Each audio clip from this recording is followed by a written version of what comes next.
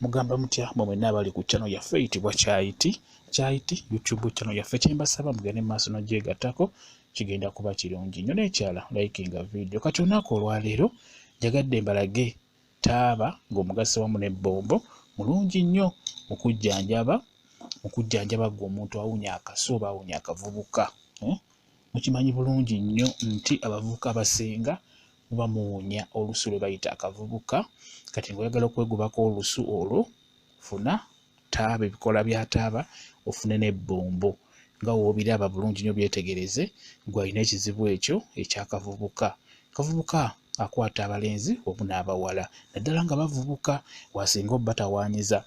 Olusu luba lubi nnyo olusu olwo olubeera luwunya olw'akavubuka. Kati ng'oyagala oddwegobako, njagala ofune taaba, ofune n'ebbombo. Ebbombo eryo kuunyoolako bukoola obwo bw'olaba nga bwe mbuggyako bw'ogenda okukozesa. Kya mirundi ebiri, osobola okuddira n'obigatta wamu nga woobiraba, n'obiyengera mu bbaafu, n'ogenda n'obinaaba. Naye okusinga onaaba mu nkwawa, kuba akasu ako kusinga kaviira ddala mu nkwawa. Kitegedde bulungi nnyo, obiyengera mu bbaafu bulungi nnyo. Omala obiyengera mu bbaafu, genda mu kinaabiro obinaabe. Osobola obutabinaaba mubiri gwonna, naye n'onaaba bunaabe wa? N'onaaba bunaabe mu nkwawa. Oba tokoze bw'otyo, osobola okuddira n'okola nga bw'olabye, n'obigatta ebikoola by'ebbombo n'ogatta n'ebikoola bya taaba, n'obiyengera mu ngalo nga bw'olaba bwe ndi mu kikola bw'otyo, n'obiyengera mu ngalo ne binogera ddala oba ne bigondera ddala. Saba obiyengere mu ngalo bigondere ddala. Kwe bayita okuyenga kweko nga bw'olaba bwe ndi mu kikola. Kati obimala okugonda oba n'olaba nti bigonze bulungi nnyo, njagala obikwate otandike okukola ki? Obisiiga mu nkwawa. Obisiigayo bw'otyo nga bw'olaba obeera olina bisiiga bw'otyo mu nkwawa. Olaba jasi nayagadde kugerezaawo ku mukono n'ekitwale nti ezo nkwawa. Kati obisiiga mu nkwawa bw'otyo, n'obisiigayo mu nkwawa. Okitegedde? Ago amazzi g'olaba ago gaba gakuyamba, gayingira mu mubiri gwo ne gaba nga gagema olusu olwo olubeera lukuvaamu mu nkwawa oluwunya obubi.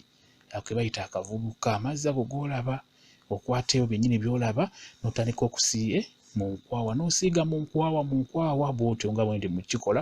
Bw'olina okikola n'osiiga mu nkwawa, togenda kuddamu kuwunya kavubuka. Kagenda kuba kagenda, togenda kuddamu kafuna. Kikola ebeera munyiikivu, kikola olwaleero, kikole n'enkya na luli, emirundi ebiri olunaku ng'okikola bw'otyo. Nkugambye osobola okubiyengera wamu n'obinaabayo bunaabi, oba osobola obiyenga bw'otyo n'obiyengera mu ngalo nga bw'olabye, n'obisiigayo busiizi mu nkwawa, n'obisiigayo amazzi ago, n'osiigayo amazzi ago mu nkwawa bulungi nnyo n'ogabunya buli wamu. Olusu lugenda kuba lugenda, tugenda kuddamu kuwunya luvubuka, tugenda kuddamu kuwunya kavubuka. Taaba ng'omugase n'ebbombo birungi nnyo mu kugoba akavubuka. Olusu olwo olutali lulungi ogenda kuba olugobye. Weetegereze bulungi nga bwe nkikoze. Bw'oba okikola kigenda kuba kikuyamba okubeera ng'ogoba akavubuka, okubeera ng'ogoba olusu olutali lulungi olubeera luva mu nkwawa. Kugambye akavubuka kabeera ku balenzi wamu n'abawala. Mwenna mubeere nga mwefaako, mubeere nga muwona obuzibu obwo obw'okuwunya akavubuka. Bwe kityo bwe kiri. Mbaagala nnyo mmwe mwenna abali ku channel yaffe eyitibwa Kyayiti YouTube channel yaffe. Kyembasaba mugende mu maaso n'ogyegattako, kigenda kuba kirungi nnyo. Mubeere bulungi, mweraba.